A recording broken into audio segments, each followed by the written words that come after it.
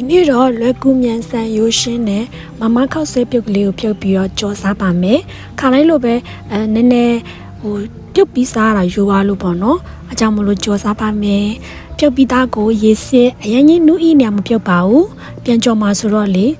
ကြက်ဥတို့ကြက်ဥချောင်းတို့ဒါရတော့ကိုကြိုက်တယ်လို့ထည့်လို့ရပါတယ်ဒီနေရာမှာကြက်သွန်ဖြူတက်တောက်လေးနဲ့ငရုတ်သီးလေးကိုထပ်ထည့်လိုက်ပါတယ်သူ့ရဲ့အစပလာအပြင်ခရူစီပန်းငံပြားရည်လေးကိုလည်းလိုက်လို့ရပါတယ်ကိုကြိုက်နေတဲ့တယ်လို့ထည့်ပြီးသွားပြီဆိုလို့ရှိရင်တော့ဒီအမွေးအတွက်ကိုနန်းနန်းပင်တရုပ်နဲ့နန်းကြိုက်တာထည့်ပေါ့နော်မထည့်လည်းဘာမှမဖြစ်ပါဘူးတမယာသီးလေးညစ်လိုက်ရင်လည်းရရပေါ့နော်တကယ်လို့ချင်းဆက်ခောက်ဆွဲဆိုရင်တော့မလိုပါဘူးဒီလိုဆိုရင်တော့ရပါပြီတစ်ခါတလေအပြောင်းလဲလေးဖြစ်အောင်ဒီလိုလေးစားကြည့်ပေါ့နော်တခြားအသားလုံးအသားတွေငါးတွေငဖယ်လုံးတွေကြိုက်တယ်လို့ထည့်လို့ရတယ်နော်ကဲဒီနေ့တော့ဒီလောက်ပါပဲရှင်လွယ်ကူမြန်ဆန်ရိုးရှင်းလို့လောက်စားကြည့်ကြပါနော်အားလုံးပဲတတကျေးဇူးပါရှင်